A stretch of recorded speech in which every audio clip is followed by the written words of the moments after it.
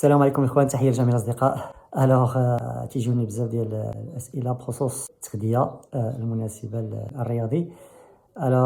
بالنسبه لي التغذيه خصها تكون متنوعه، خصها تكون فيها خضار، فواكه، لحوم، خصوصا اللحوم البيضاء لان فيها بروتينات، خصوصا الحوت. ركزوا بزاف على الحوت لان فيه بروتينات، لان الجسم الرياضي تحتاج الى جليكوجين يعني سكريات بطيئه الهضم، وايضا الى بروتينات، خصوصا الرياضي اللي تيدير واحد الحصص تقويه العضلات تيولي عنده واحد التمزق عضلي، وبالتالي تحتاج الى بروتينات.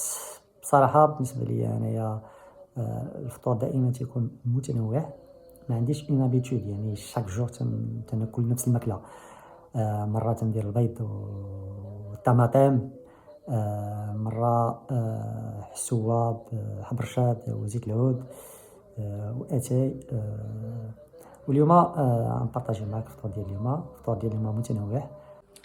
الفطور ديال اليوم شويه متنوع، فيه بيض فيه بروتينات لافوكا، بنان، جبن، اللوز والشريحه. فوالا هذا هو الفطور ديال اليوم، وشويه ديال الخبز، واحد كويس ديال الماء. الله يجعل شي بركه. فوالا هذا نموذج ديال واحد الفطور، ولكن ماشي دائما، يعني ماشي دائما. مره الانسان ينوع وصافي، مره يتهلا في راسو. هادشي اللي كاين. تبارك الله عليكم، والسلام عليكم ورحمه الله تعالى وبركاته.